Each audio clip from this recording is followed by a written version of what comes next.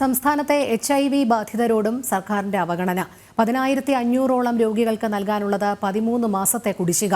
ധനസഹായം മുടങ്ങിയതോടെ ദുരിതത്തിലാണ് രോഗബാധിതർ. സംസ്ഥാനത്തെ HIV ബാധിതരോടും കടുത്ത അവഗണനയാണ് സർക്കാർ കാട്ടുന്നത്. 10,458 രോഗികൾക്ക് 10 കോടി രൂപയാണ് കുടിശ്ശിക. 13 മാസത്തെ കുടിശ്ശികയാണ് നൽകാനുള്ളത്.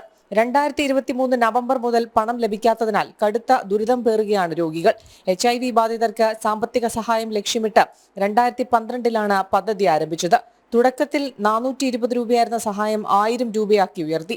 എന്നാൽ തുക വർദ്ധിപ്പിച്ച പ്രഖ്യാപനമല്ലാതെ അത് കൃത്യമായി നൽകാനുള്ള നടപടി സർക്കാരിന്റെ ഭാഗത്തുനിന്നുണ്ടായില്ല. പ്രതിമാസം 1,04,58,000 രൂപയാണ് സഹായം നൽകാനായി വേണ്ടിവരിക. പലതവണ ആവശ്യപ്പെട്ടിട്ടും സർക്കാർ പണം അനുവദിച്ചിട്ടില്ലെന്നാണ് സംസ്ഥാന എയ്ഡ്സ് കൺട്രോൾ സൊസൈറ്റിയുടെ വിശദീകരണം. കടുത്ത സാമ്പത്തിക പ്രതിസന്ധി കാരണം മറ്റു പദ്ധതികളെ പോലെ HIV രോഗബാധിതരുടെ സാമ്പത്തിക സഹായ പദ്ധതിയോടും മുഖം തിരിക്കുകയാണ് സർക്കാർ.